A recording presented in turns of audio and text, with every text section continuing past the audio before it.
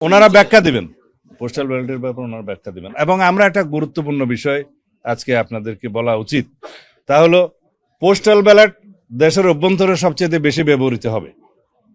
সেজন্য আমরা বলেছি যে সমস্ত নির্বাচনী এলাকায় যে কজন প্রার্থী থাকে তাদেরই তো মার্কা দিয়ে নাম দিয়ে ব্যালট হয়, সেই একই ব্যালট যেন সংশ্লিষ্ট নির্বাচনী এলাকার পোস্টাল ব্যালট হিসেবে ব্যবহার করা হয়। এই ব্যাপারে আমরা সুস্পষ্ট আমাদের প্রস্তাব দিয়েছি, কারণ সমস্ত মার্কাগুলো দিয়ে তো পোস্টাল ব্যালট সব কনস্টিটিউয়েন্সিতে পাঠানোর প্রয়োজন নেই দেশের মধ্যে সম্ভব, এবং সেটা দেশের মধ্যে সম্ভব নয়। আমরা প্রত্যেকটি নির্বাচনী এলাকার ক্ষেত্রে সংশ্লিষ্ট সকল প্রার্থী যারা থাকবেন তাদের নাম এবং মার্কা সহকারে যেটা ইউজুয়াল সাধারণ ব্যালট হবে, সেই একই ব্যালট প্রত্যেকটা নির্বাচনী এলাকার পোস্টাল ব্যালটের ক্ষেত্রে ব্যবহারের জন্য আমাদের একদম স্পষ্ট প্রস্তাব আমরা দিয়ে গেছি। আশা করি সেটা তারা গ্রহণ করবেন, যেহেতু এটা যৌক্তিক। এই যে পোস্টাল ব্যালট যেগুলো প্রবাসীদের জন্য পাঠানো হয়েছে, আমরা বলেছি আগের মতোই উদ্বেগ প্রকাশ করেছি, এখানে সঠিকভাবে বিবেচনা করা হয় নাই।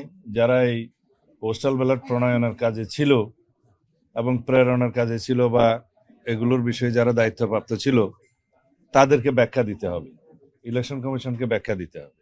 এবং এখন যে সমস্ত পোস্টাল ব্যালটগুলো আপনারা দেখছেন বিভিন্নভাবে সোশ্যাল মিডিয়াতে ভিডিও আকার আসছে, এক একটা বাসায় 200-300 করে ব্যালট পাওয়া যাচ্ছে, কোথাও কোথাও জব্দ করা হচ্ছে, কোথাও কোথাও এখনই ভোটিং শুরু হয়ে গেছে, যেটা 22 তারিখে হওয়ার কথা, এবং কোথাও কোথাও বলছে একজনের নাম্বার দিয়ে আরেকজনের পোস্টাল ব্যালট গ্রহণ করছে। এইভাবে অনেক কিছু অনিয়ম হয়েছে।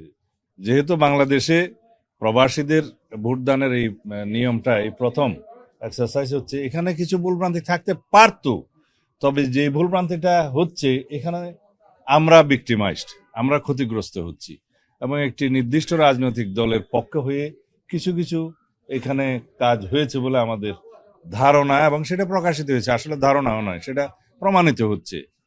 তা এখন আমরা বলেছি এই বিষয়ে আপনাদেরকে পরিষ্কার ব্যাখ্যা দিতে হবে। এই প্রবাসীদের কাছে যে সমস্ত ব্যালট পাঠানো হয়েছে, কিভাবে পাঠানো হয়েছে, তারা কিভাবে ভোট দিবে, ওখানে কিভাবে স্ক্যান করবে, আর এক জায়গায় যদি 200-300 ব্যালট পাওয়া যায় সেক্ষেত্রে কি ব্যাখ্যা দিবেন, পররাষ্ট্র মন্ত্রণালয় কি ব্যবস্থা নেবে, এই সমস্ত বিষয়ে আমরা আলাপ করেছি। তারা তাদের ব্যাখ্যাটা দিবেন আপনাদের কাছে, আমার মনে হয় আজকেও দিতে পারে, কালকেও দিতে পারে, তাদের সময় মতো দিবেন। আর আচরণবিধির বিষয়ে আমরা একটা বিষয় দৃষ্টি আকর্ষণ করেছি, যে ভোটার স্লিপ প্রদানের ক্ষেত্রে আমরা যেহেতু চাই অধিকাংশ ভোটার ভোটে অংশগ্রহণ করুক, দেশে সবাই চায়, তো সেই ক্ষেত্রে তারা যাতে তাদের ভোটের নাম্বারটা এবং প্রার্থীর নাম, প্রতীক ইত্যাদি পায় ভোটার স্লিপের মাধ্যমে, সহজ হয়। সেটা না করে তারা ভোটার স্লিপের মধ্যে বলেছে কোনো পার্টির নাম দেওয়া যাবে না, মার্কা দেওয়া যাবে না, এবং প্রার্থীর ছবি দেওয়া যাবে না। এগুলো আমরা পুনর্বিবেচনা করা দরকার। আচরণবিধি যেহেতু ইলেকশন কমিশন নিজেরাই এটা পরিবর্তন করতে পারবে, সুতরাং এই বিষয়টা বিবেচনায় নেয়া।